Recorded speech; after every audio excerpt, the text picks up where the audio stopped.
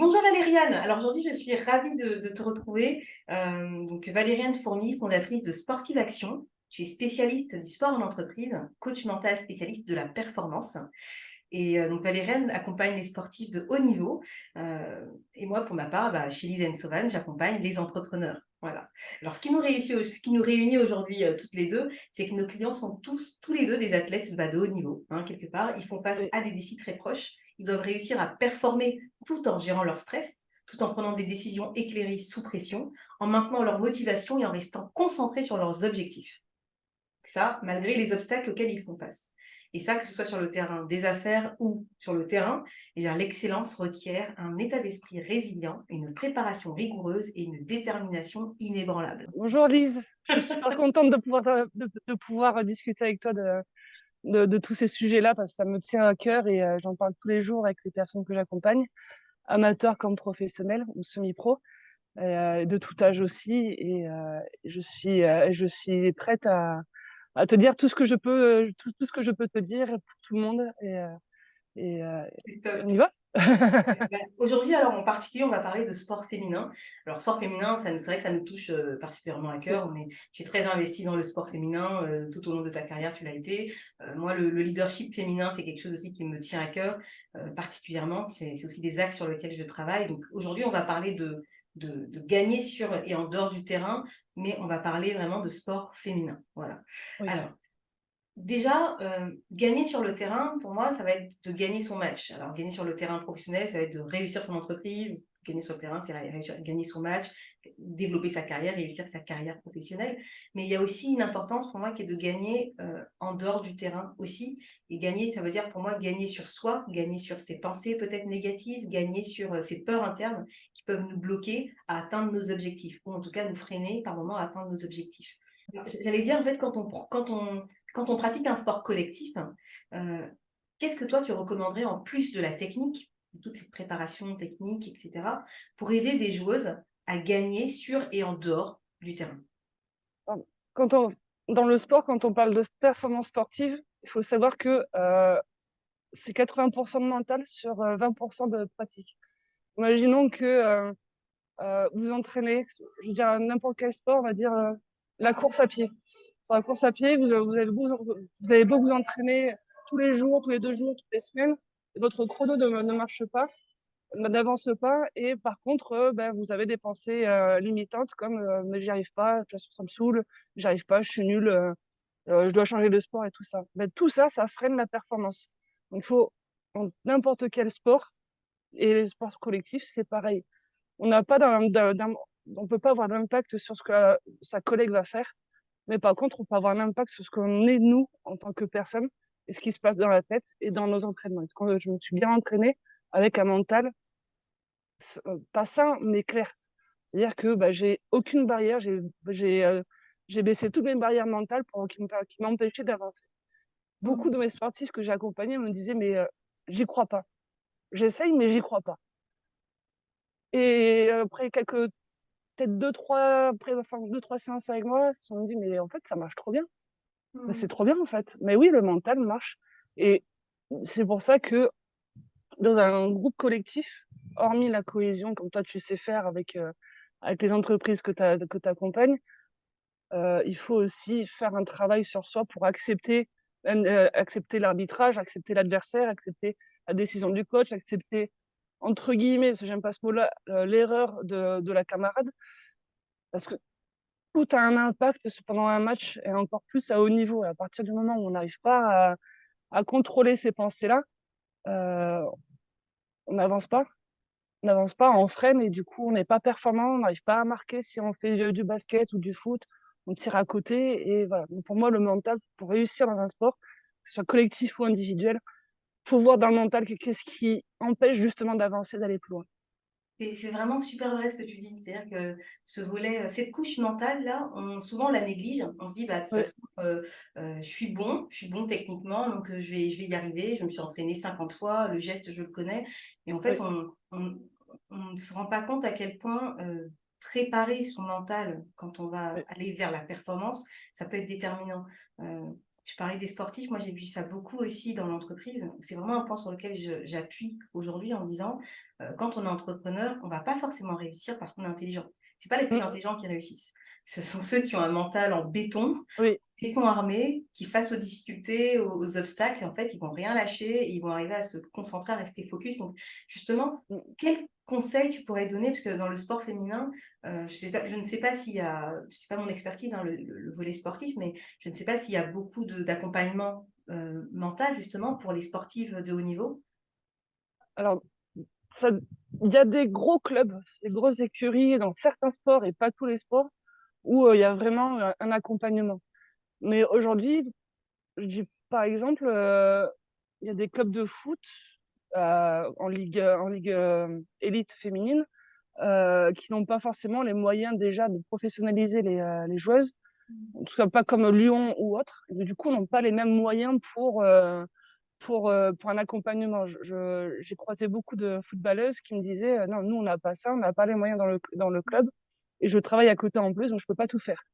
Et j'ai croisé d'autres sportifs de haut niveau qui me disaient: «Mais, j'en ai besoin, j'en ai besoin, mais le club n'est pas sensibilisé à ça, ne voit pas l'intérêt de mettre de la préparation mentale pour nous les filles ou les garçons, je sais pas, c'est que moi j'ai un j'ai une grosse envie d'aider le monde du sport féminin parce que justement il y a certaines choses qui sont encore un peu en retard, par rapport aux hommes. Après je veux pas rentrer dans les polémiques d'égalité ou autre, mais c'est juste un constat et moi je veux aider ces femmes à se dire: «Mais en fait, c'est accessible à tout le monde et c'est facile, il y a pas besoin d'avoir un suivi tous les jours pour ça».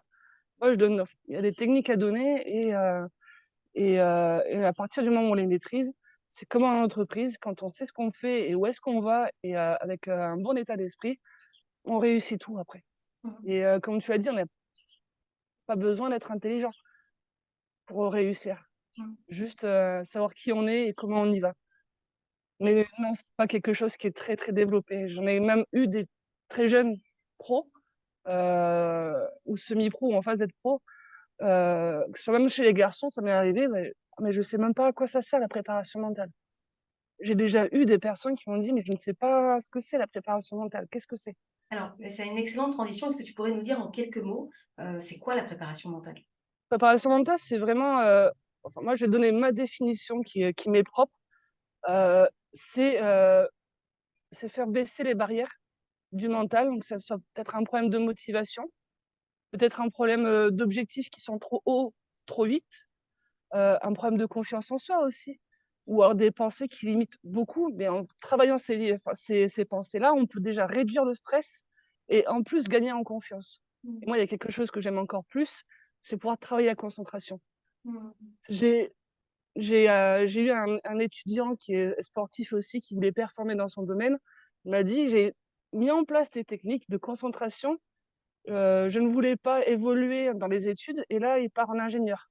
Mmh. Il a été pris par 2 écoles, il m'a dit: «J'ai pris tes techniques et j'ai jamais été aussi je me suis jamais aussi bien sentie dans ce que je faisais, que ce soit dans mon sport ou dans mes études» et c'est ça qui nous rejoint parce que je suis je vois la même chose que toi, c'est que, on n'a pas besoin d'être sportif pour performer Mmh. et heu et ces techniques-là sont valables pour tout le monde donc voilà, on va vraiment travailler la confiance, l'estime de soi, gestion des pensées, la motivation aussi. Des fois, on a envie de faire, son sport mais il y a un problème qui empêche d'avoir la motivation à 100 et ça, moi ce que j'aime, c'est de voir cette évolution-là, par contre chez la sportive, en me disant: «Beh, en fait, tout va bien» et moi quand on me dit: «Tout va bien, j'ai réussi, je suis contente», ça me suffit. Pas besoin de plus. Je fais: «C'est bon, le travail est fait». Dis-moi, tu as parlé de beaucoup de choses, tu as parlé de la Oui, concentration, tu as parlé de la confiance en soi, de l'estime de soi. En quoi, en développant ces éléments-là chez la sportive de haut niveau, en quoi ça va l'aider justement à performer, à réussir à gagner sur le terrain et à gagner en dehors du terrain? alors pour performer grâce à la concentration, moi ce que je dis à tout le monde, c'est pour moi la concentration, c'est vivre dans le présent. Ça veut Mmh. dire que l'arbitre vient de siffler, il vient de siffler, c'est déjà le passé. Mmh. C'est, dans 5 minutes, c'est la mi-temps, par exemple, ou la fin du match. Mince, fin du match, on va dire: «Mince, on est un peu derrière au score». C'est dans 5 minutes. Là, aujourd'hui, qu'est-ce que je dois faire? À l'instant T, qu'est-ce que je dois faire? Et ramener sa pensée à l'instant T déjà et se concentrer sur ce qu'on a à faire, déjà c'est un gros du travail. C'est un gros travail et justement, en étant concentré et en étant, alerte sur ce qu'on doit faire sur le moment T, heu, c'est là où on va mieux réussir. Par OK. exemple, je vais prendre l'exemple du handball. Heu, je viens de recevoir la balle et je pense à la liste de courses de demain et je tire, je tire le pourcentage de réussite, si je suis en train de penser à quelque chose d'autre, que je tire. Et ou alors, non, même le tir raté d'avant, Mmh. c'est le passé. On n'est pas dans le présent. C'est pas parce qu'on a raté, par exemple, 3 tirs en handball, que le quatrième on va le rater aussi parce que, dans le passé, il y a eu trois tirs ratés. Et OK. par contre, on peut en sortir, quelque chose de, OK, c'est un aspect «négatif» entre guillemets parce qu'on a raté le tir, Mmh. mais pourquoi je l'ai raté? À partir du moment où on sait pourquoi on l'a raté, on va pas se dire: «Ah ben attends, j'ai raté parce qu'il y a ça, il y a eu ça». Non, je vais me concentrer sur ce qui a pas été bon, au moment du tir, parce que c'est souvent dans la tête, hein, Ouais. et là, je vais ajuster et corriger ça.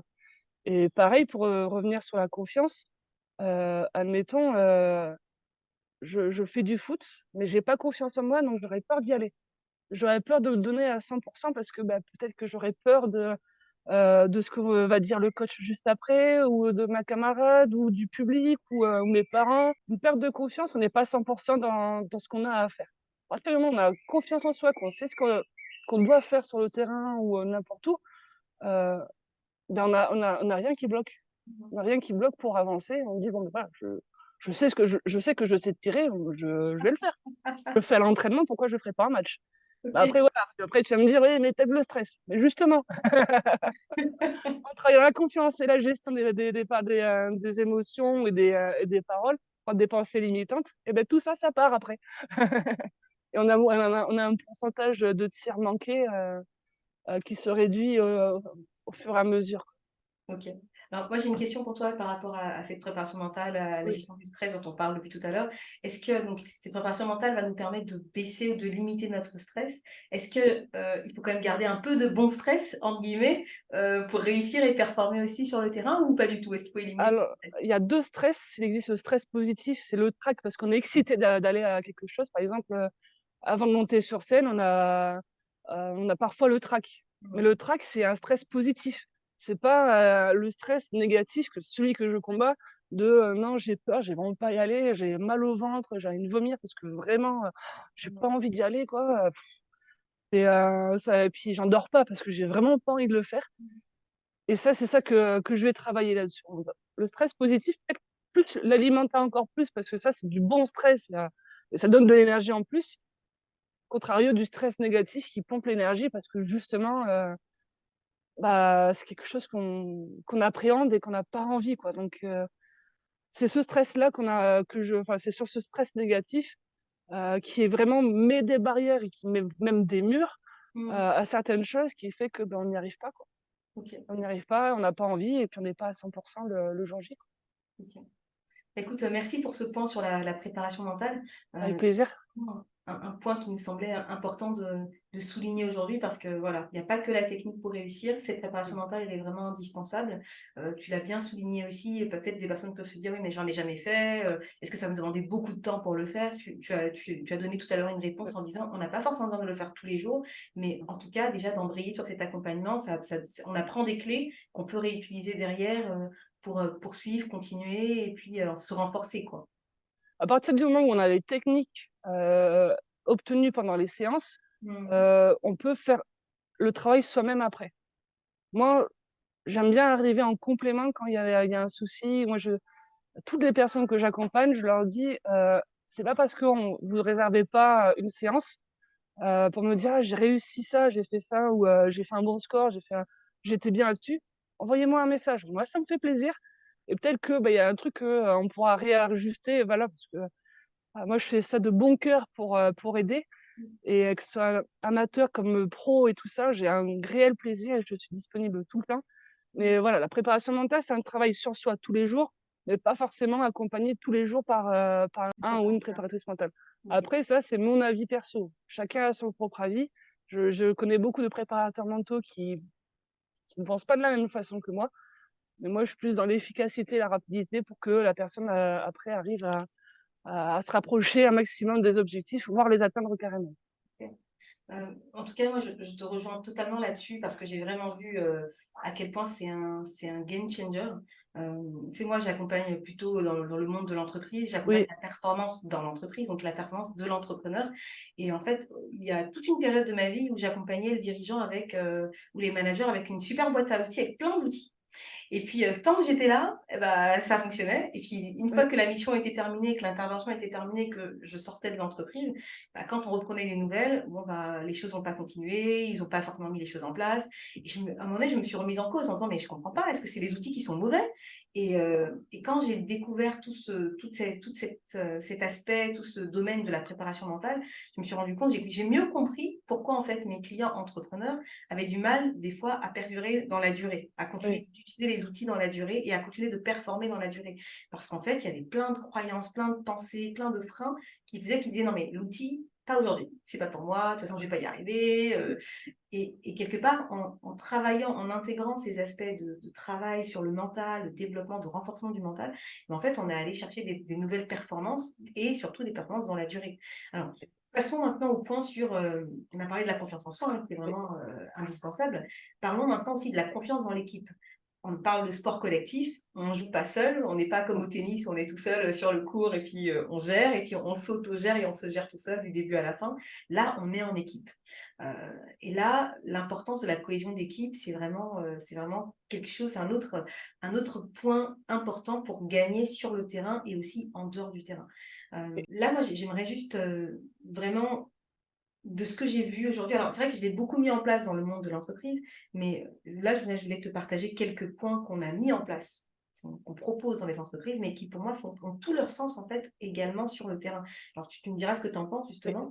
Euh, Qu'est-ce qu'on peut mettre en place pour que notre équipe soit plus solidaire, plus soudée, pour qu'elle puisse potentiellement mieux jouer ensemble? Pour moi, déjà, la première chose, c'est de favoriser une communication ouverte, une communication pardon, constructive. Parce que quelque part, devenir une équipe, ça s'apprend. On n'a pas choisi son équipe, c'est un peu comme la famille, hein. C'est comme dans une entreprise, vous arrivez, ben, on a recruté des gens, puis vous arrivez dans une équipe. C'est pas vous qui l'avez recruté. Dans une équipe sportive, c'est pareil. L'équipe sportive a constitué l'équipe et vous vous retrouvez là avec des camarades, des coéquipières que vous n'avez pas forcément choisis, que vous ne connaissiez peut-être pas, peut-être que vous n'appréciez pas. Enfin, il y a tout un contexte et donc Ouais. favoriser une communication, apprendre à communiquer, devenir une équipe, construire la confiance, tout ça, ça se cultive, ça se bâtit. Et moi, ce que je recommande toujours dans les entreprises, c'est de mettre des temps à part, justement, pour que chacun puisse exprimer librement ses idées sans être jugé, de mettre vraiment un cadre avec un dialogue respectueux, une écoute active, une écoute bienveillante. Ça, c'est vraiment le premier point, c'est sur cette communication. Il est important qu'on puisse euh, pouvoir s'exprimer librement en fait dans une équipe sans avoir un sentiment d'être jugé ou mis de côté ou stigmatisé en fait. Oui. Alors moi, je suis complètement d'accord avec toi. Je te rejoins là-dessus sur la communication. C'est juste primordial pour comprendre la personne. Et justement, pour moi, dans une équipe qui passe autant de temps ensemble sur toute une saison, voire plus, il faut crever les abcès. Il faut accepter que ça sorte, mais il faut pas que ça reste que comme ça, quoi. Il faut justement communiquer et dire ce qui va pas, parce que peut-être que ce que nous on ressent, c'est pas du tout ce que la personne, enfin, c'était pas forcément l'intention de la personne. Des fois, on a tendance, et ça c'est le genre humain, à interpréter les choses sans savoir, et ça revient sur, par exemple, qu'est-ce que elle ou il va penser de moi. Bah, la seule façon, c'est de demander enfin, de lui poser la question. Et Exactement. moi, je pense que, et là, je te rejoins vraiment à 300%. Il faut que dans une équipe, il faut de la communication. Et si la communication vient pas des joueuses, c'est le rôle du coach. Exactement. Moi, je vais donner juste un exemple de ma petite expérience de coach de basket, il y a quelques années maintenant, avec une équipe où il y avait beaucoup, beaucoup d'abcès à percer et tout ça. Alors, j'étais pas encore dans la préparation mentale, mais je pense que c'est normal que j'y suis maintenant. Je me souviens d'avoir pris tout le monde dans les vestiaires et leur dire: «Bon, maintenant, on se parle. Qu'est-ce qui va pas?» Personne n'osait. Moi, les parents m'avaient dit. C'est Et toujours j'ai fait crever les abcès. Il y a eu des pleurs, mais c'est pas, faut que ça se libère. Il y a eu beaucoup d'émotions.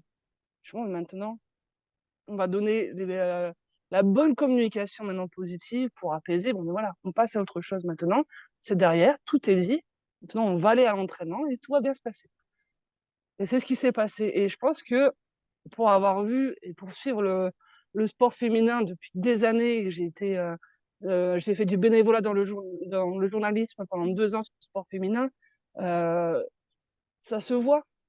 Ça se voit quand il y a un problème de cohésion, quand il y a un problème de communication. Il y a je suis une passionnée du langage non verbal. Il n'y a pas besoin des fois de dire que ça va pas, ça se voit. Ça se voit que dans une équipe, les filles ne se parlent plus. Et en fin de saison, le coach m'avait dit: «Oui, oui, il y avait eu un problème dans l'équipe et tu as rien fait». mais c'est Voilà. très vrai ce que tu dis, et d'autant, alors je vais pas stigmatiser les choses ou faire Non, des, non, non, moi non plus. oui, mais on sait en plus, alors, on a dit toutes les deux tout à l'heure que le milieu féminin il nous tient vraiment à cœur. Et on sait comment on fonctionne, nous les filles, par rapport Oui, aux gars. Hein, je suis désolée, mais on ne fonctionne pas toujours pareil. pas un Les gars, cliché.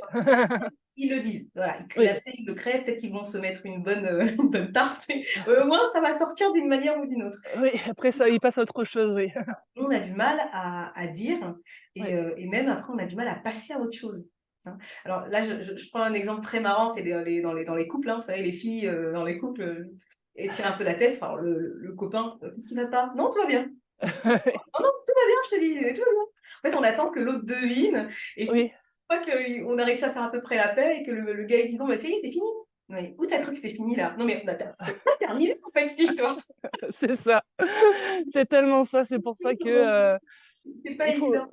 C'est c'est pas oh, évident, les groupes de filles. Et moi, je me souviens toujours dans les entreprises, les patrons me dire: «Oh là là, mais dans les équipes quand il y a que des filles, oh là là, mais c'est pas comme les gars, c'est pas franc. Et ben, nous voyez comme ouais, ça va pas être». Donc en fait, c'est très dur de communiquer, de dire les choses franco. Et puis en plus, il y a tout ce passif où quelque part, on a du mal à gérer nos émotions, on a du mal à oui, communiquer aussi.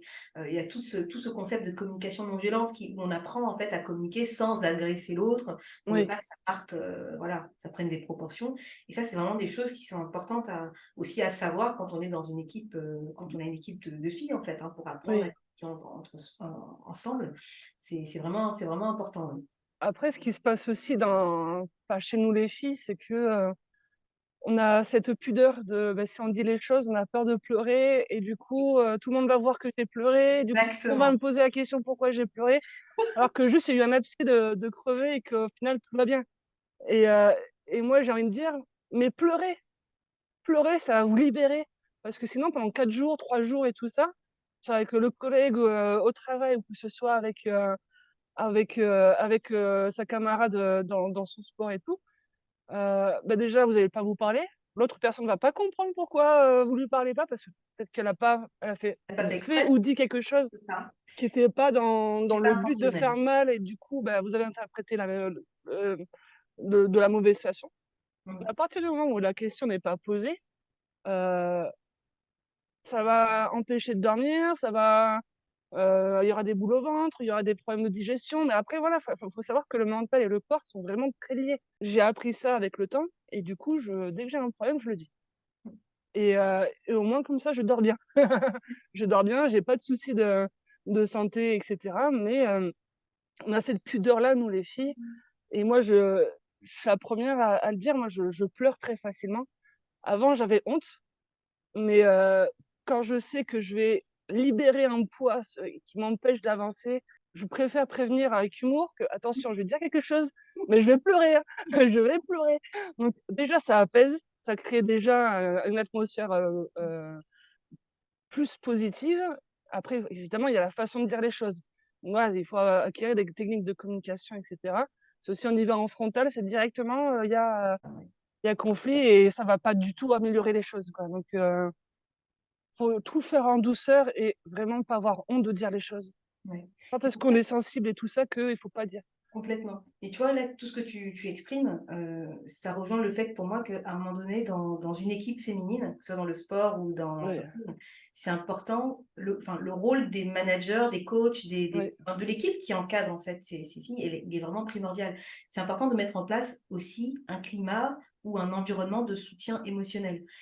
Si les personnes n'arrivent pas à se libérer toutes seules parce que il y a cette pudeur, il y a tout ce qu'on a cité avant, il faut qu'il y ait des personnes qui soient là pour encourager ça. C'est aussi difficile d'être mis face à ces émotions, parce qu'après, on en fait quoi de ces émotions, de tout ce qu'on a dit?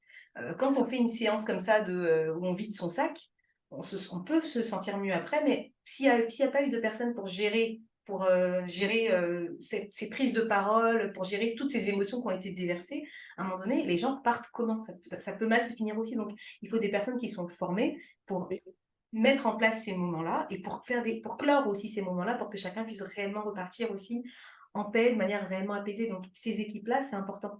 Mais c'est important, en effet, qu'il y ait des moments où l'équipe puisse poser ce qu'elle a sur le cœur, poser les pensées qu'elle a pu avoir, les émotions qu'elle a pu ressentir. Et moi, j'aime vraiment beaucoup tout ce concept de communication non violente parce que on nous a appris à avoir peur de nos émotions. Mais nos émotions, en oui, fait, elles jouent pas contre nous, elles jouent avec nous.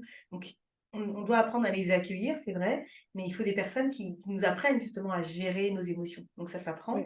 Euh, et c'est important, je pense, dans ces équipes, de mettre en place ces environnements de soutien émotionnel, parce qu'en fait, on ne se rend pas compte à quel point l'émotionnel enfin, c'est ce qu'on a dit avant, hein, l'émotionnel va avoir tu l'as dit d'ailleurs très justement, ça va avoir un impact à la fois sur la santé, sur les performances physiques, sur la manière dont on va penser, enfin, donc c'est vraiment important.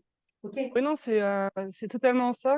Et si on a des managers d'équipes féminines qui nous regardent, euh, ne faites pas de pas l'abcès entre deux personnes devant tout le groupe. Prenez-les à part. Déjà, il n'y a pas de ce sentiment d'humiliation Mhm. parce qu'il y aura des spectateurs derrière et que bon, on n'a pas forcément de dire les choses devant tout le monde. Si c'est tout le groupe qui a un problème, voilà, on se parle tous. Voilà, on se pose, on arrête tout, on fera l'entraînement plus tard. Mais si c'est un problème relationnel entre deux ou trois personnes, euh, faut pas, faut pas les afficher en public. Faut gérer ça à part, à la fin d'un entraînement ou comme vous voulez, mais surtout pas devant un public et que ça soit confidentiel, qu'il n'y ait pas de communication agressive, Mhm. comme tu as dit, non violente et tout ça, parce que plus la personne va se sentir agressée et plus après ça va monter encore en escalade et tout ça, et c'est vraiment pas la meilleure chose après dans un groupe. Garder ce sentiment enfin, c'est que faire grossir un abcès qui a besoin d'être percé. Ouais, je suis d'accord. Alors, pour moi, le point suivant pour créer une bonne cohésion d'équipe, alors ça peut être un peu peut-être surprenant ou contre-intuitif, c'est pour moi de valoriser les forces individuelles. Pour moi, dans une équipe, c'est important de reconnaître et même, je vais aller plus loin, de célébrer en fait les compétences et les talents Oui, des uns et des autres. Pour moi, c'est important parce que quelque part, quand on célèbre sa coéquipière, quand on reconnaît elle est vraiment bonne dans tel domaine, quelque part, on va en même temps on reconnaît ses propres talents à soi. Elle est bonne dans tel domaine, je ne vais pas me comparer à elle, je suis hyper contente pour elle. Quand on arrive à se réjouir pour l'autre, pour ce que l'autre oui, arrive à faire, je trouve que c'est hyper important que oui, ça va libérer de tous les sentiments d'envie, de comparaison. Non, elle est super douée dans telle partie, dans telle manière de jouer, c'est génial pour elle. Mais moi, je suis aussi super dans tel autre domaine et j'en suis fière. Donc, apprendre à reconnaître les autres et apprendre à se oui. reconnaître soi, chacun dans son couloir, dans ses compétences, dans les talents ou naturels qu'il a reçus et qu'il développe. Je trouve que c'est vraiment important. Ça soude aussi l'équipe. Ça permet de et ça, en plus, si on le fait en utilisant des signes de reconnaissance, c'est encore plus valorisant. Donc, les signes de reconnaissance, qu'on va dire, waouh, ben, en fait, t'es super doué voilà, tu rates jamais aucun but, t'es super doué sur les dribbles, t'es super doué à tel moment. Voilà, ça encourage l'autre, ça donne vraiment envie à l'autre de dire, waouh, il me reconnaît dans ce que je suis. Et donc, ça apaise aussi les rapports, en fait, mutuels. Oui, ouais, je suis complètement d'accord parce que avoir des problèmes d'envie, à partir du moment où on regarde ce que fait l'autre Ouais. et qu'on veut pas se regarder soi-même alors qu'on a des compétences, on a des valeurs. Du coup, ça entraîne une grosse jalousie. Et qui dit jalousie, c'est comme dans un couple, ça crée conflit. Mais c'était qui cette personne avec qui t'as mangé, avec qui ouais, mais pourquoi tu marques mieux que moi, pourquoi tu non. Dans le coach quand il fait son équipe ou son recrutement ou autre, il va pas chercher qui est la meilleure dans quoi, mais qui est bonne dans un domaine et qui est complémentaire avec les autres personnes. Complètement. Euh, Après, c'est sûr qu'à haut niveau, on maîtrise un maximum de choses, mais il faut aussi accepter que bah, des fois, on a une baisse de régime. Mm. que bah, peut-être que plutôt que regarder celle pendant qu'on a sa baisse de régime, plutôt que regarder ce que la copine fait, qu'elle fait très bien et que bah, moi non, j'y arrive pas, faut dire les choses enfin, autrement. Peut-être que bah, quand moi j'aurai plus ma baisse de régime, peut-être que ça sera elle. Et que du coup, ben voilà. Et c'est pour ça que pour moi, dans un sport collectif, chaque membre, que ça soit du kiné jusqu'à la joueuse, Mm. c'est une complémentarité, justement pour la performance de l'équipe derrière. Complètement. Et c'est important pour moi de se regarder soi et d'accepter ce qui se passe autour Mm. et de l'accueillir. Comme tu as dit tout à l'heure, il faut accueillir l'émotion. Ben, il faut accueillir le fait que on peut pas être la numéro un partout. Mm. Et tous les jours, encore moins. Ouais. Donc, En plus, ça donc, met, ça se met quand même moins de pression, hein. oui, oui, oui, non, franchement, il faut juste, pour moi, il faut juste s'éclater à titre personnel pour pouvoir après profiter à titre collectif. Dans ce que tu dis, c'est tellement vrai, mais c'est tellement difficile des Oui, fois, parce que, on a parlé plutôt de toutes ces croyances qu'on peut avoir, des personnes qui ont peur de l'échec et cette peur de l'échec les emmène en fait à être dans de l'action, action sur action sur action, performance sur performance pour se prouver qu'elles ne vont pas échouer. Il y a des personnes qui ont peur de la réussite, au contraire, oui, et qui vont oui, s'auto-saboter et donc et ça, c'est propre à chacun en fonction de notre histoire, de notre parcours, en fonction de ce qu'on a vécu et c'est pour ça que c'est important d'aller identifier, que chacun se regarde soi, identifie ses propres croyances, ses propres pensées limitantes et travaille sur ses propres pensées limitantes. Parce que c'est dans tout le principe de responsabilité.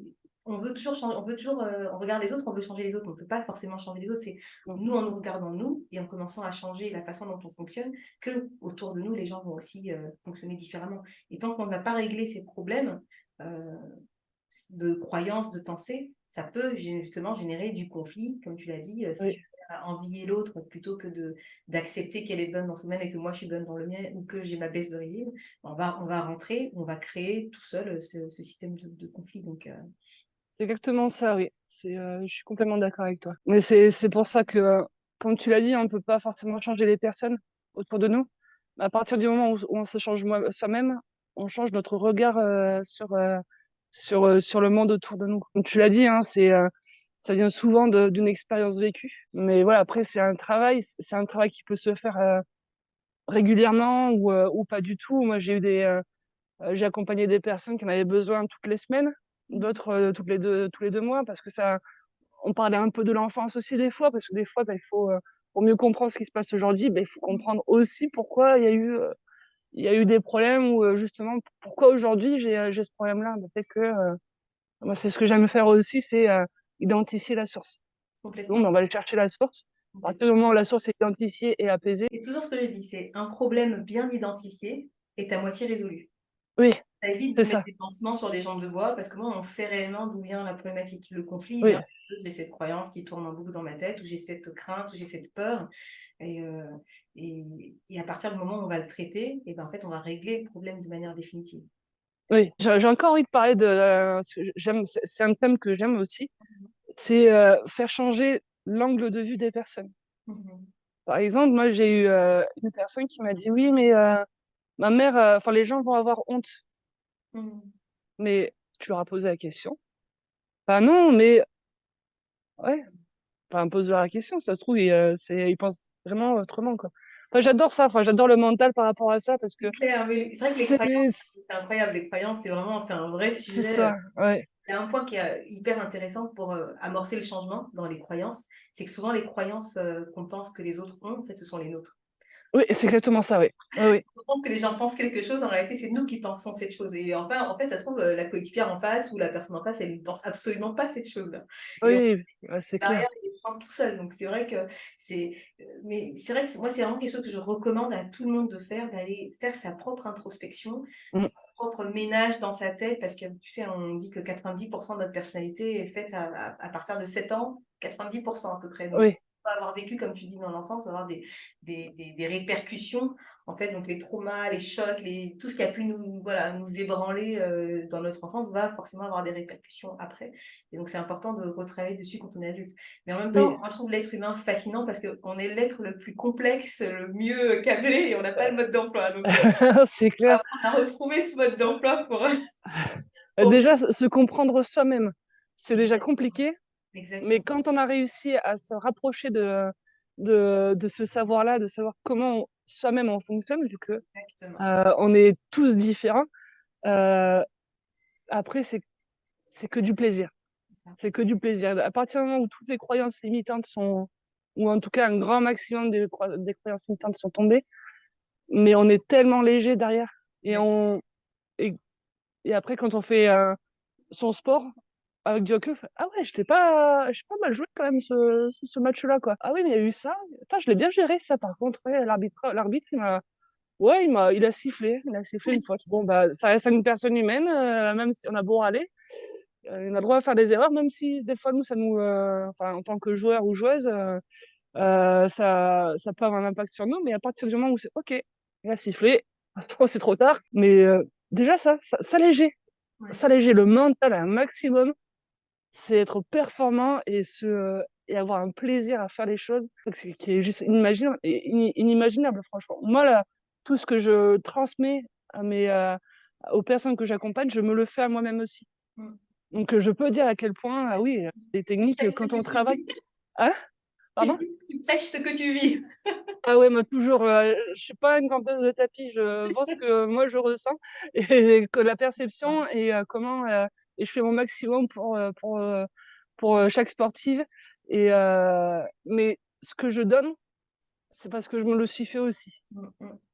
J'ai des proches et ils savent que j'ai un coup dur, je suis non mais c'est pas grave, cet après-midi, je vais faire mon auto-coaching et après ça ira mieux. Alors pour le point suivant, pour moi, pour une équipe qui est soudée, pour créer une cohésion d'équipe, ce serait de renforcer la solidarité justement et le Oui, soutien mutuel. Et je pense que si déjà on a mis en place ce qu'on a dit avant, une communication qui est constructive, qui est ouverte, si on a travaillé sur mettre en place un soutien émotionnel où les gens peuvent poser, déposer leurs craintes, leurs peurs, si on a travaillé sur la valorisation des autres et la valorisation de soi également, bah, mettre en place des actions qui permettent en dehors du terrain de créer du lien, c'est important. Une équipe ne se connaissant pas au début, bah, c'est important de découvrir la personne.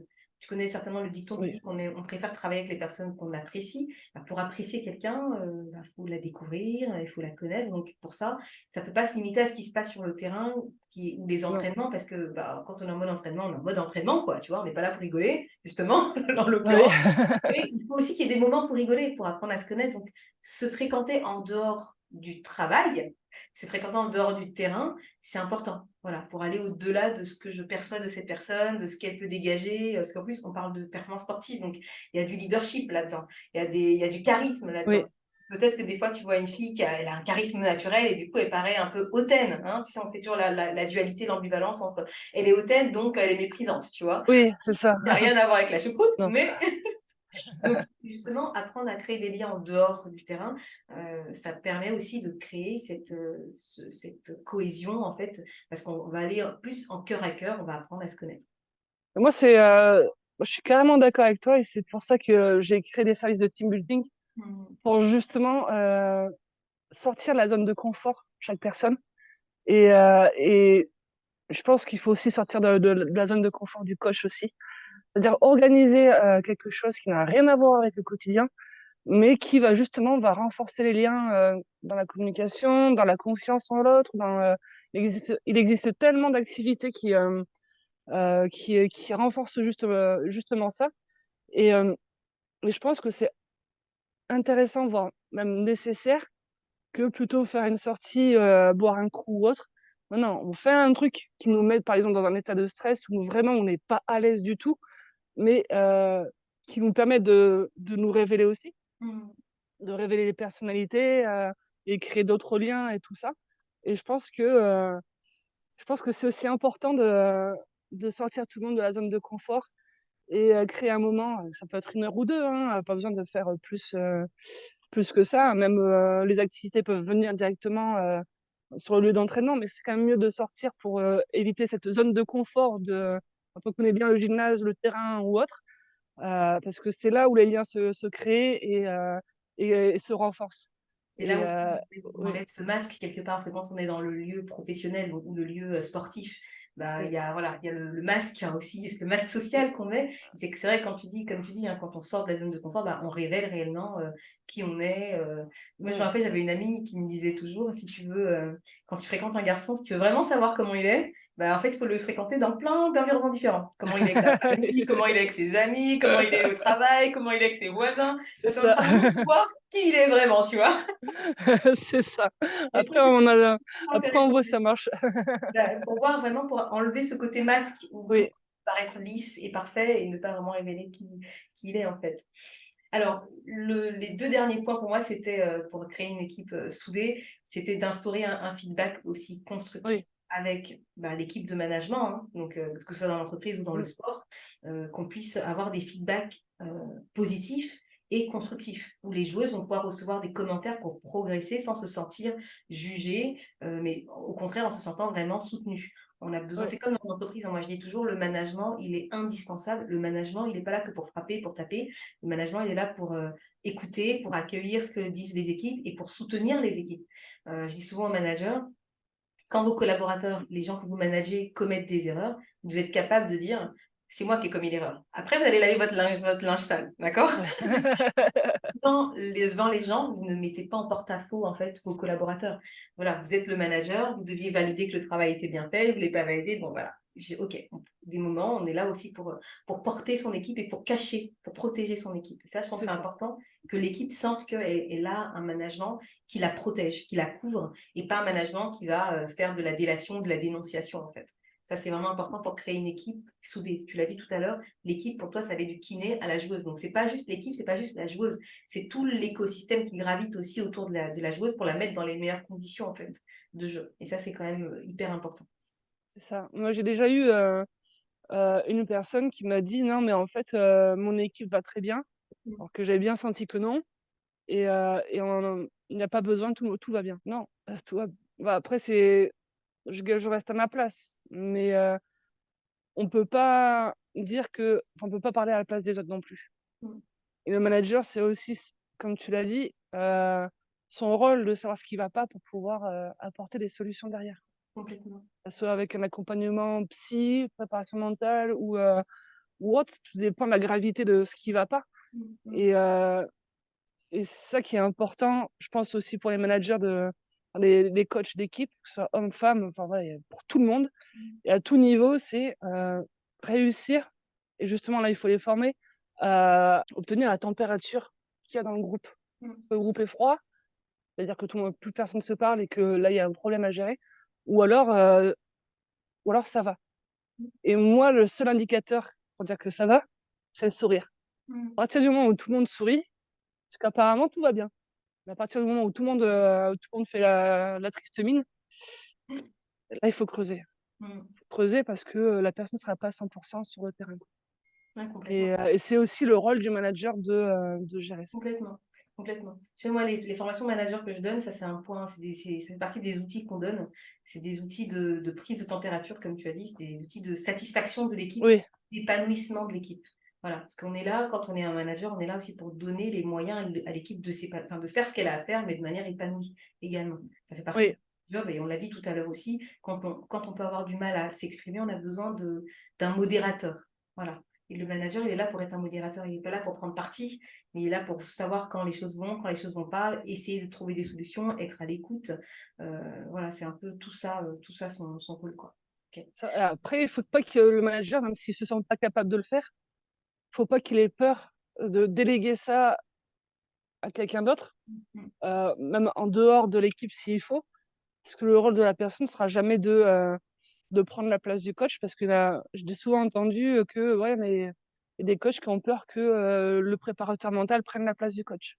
Non, chacun son travail. Mm. Il y a celui qui va travailler la technique et la personne qui va travailler le mental pour tout le monde, sachant que la préparation mentale marche très bien pour les coachs aussi.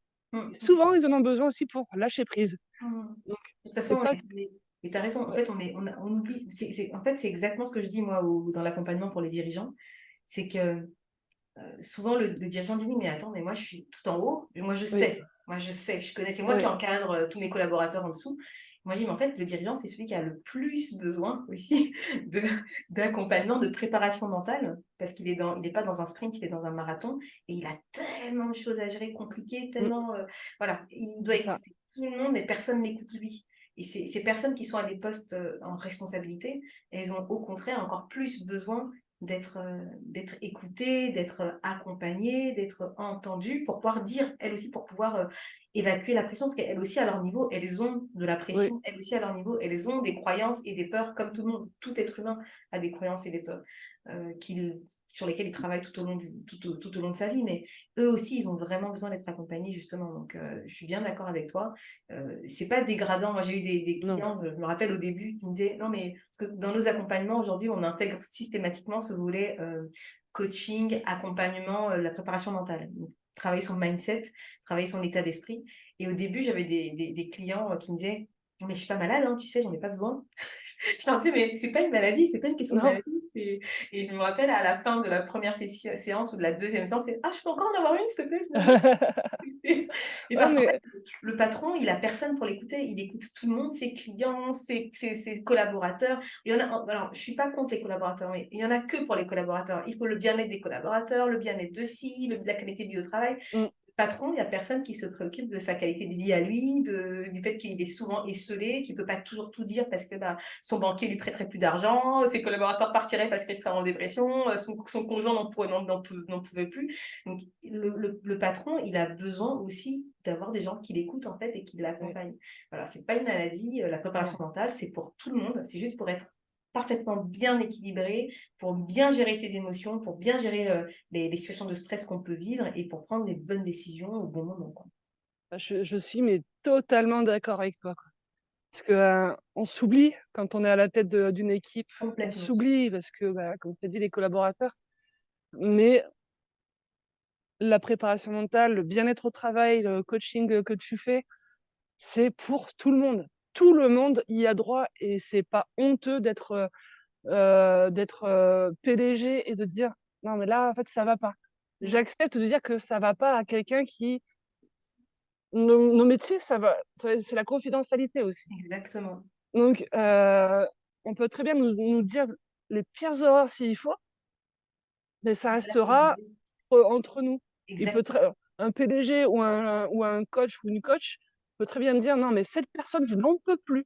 Exactement. OK, bon, on va lâcher prise et tout ça et après ça ira beaucoup mieux C'est ça. et ça ira beaucoup mieux parce qu'il y aura il y aura déjà un lâcher prise et j'ai soufflé maintenant, cette personne-là, je c'est plus que j'en peux plus, c'est que je l'apprécie maintenant donc C'est laisser important. évoluer tout ça Ouais. et heu et coach, PDG, lâcher prise, pensez à vous aussi. Mm. Ça, c'est tout ce que je peux dire parce que, la pression, vous l'avez plus que les joueuses.